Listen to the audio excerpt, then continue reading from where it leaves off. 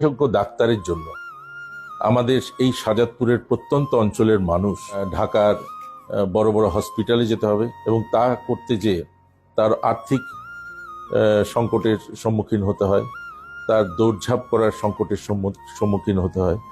সেই অর্থে আজকে একটি মানুষ তার বিভিন্ন ধরনের এক্সপার্টিস দরকার চিকিৎসা সেবার জন্য।